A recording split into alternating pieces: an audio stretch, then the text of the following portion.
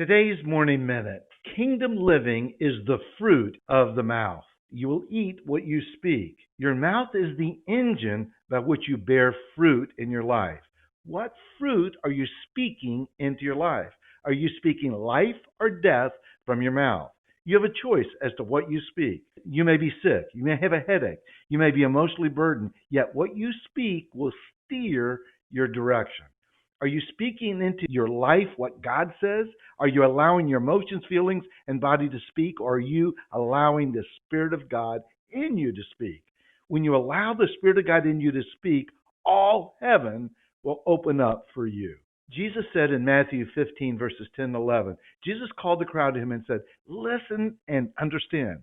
What goes into a man's mouth does not make him unclean, but what comes out of his mouth, that is what makes him unclean. From the fruit of his mouth, a man's stomach is filled. With the harvest from his lips, he is satisfied."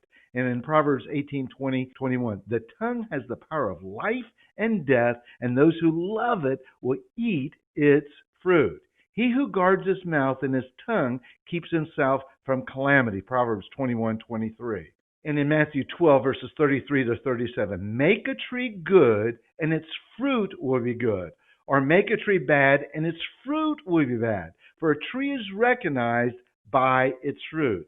You brood of vipers, how can you who are evil say anything good? For out of the overflow of the heart, the mouth speaks. The good man brings good things out of the good stored up in him, and the evil man brings evil things out of the evil stored up in him. But I tell you that men will have to give an account on the day of judgment for every careless word they have spoken. For by the words you will be acquitted, and by your words you will be condemned. And we read in Proverbs 13, verses 2 and 3, from the fruit of his lips a man enjoys good things, but the unfaithful have a craving for violence. He who guards his lips, mouth, guards his life, but he who speaks harshly, rashly, will come to ruin. And in Proverbs 15:23, a man finds joy in giving an apt reply, and how good is a timely word. Have faith in God, Jesus answers. I tell you the truth, if anyone says to this mountain, go, throw yourself in the sea, and does not doubt in his heart, but believes that what he says will happen, it will be done for him.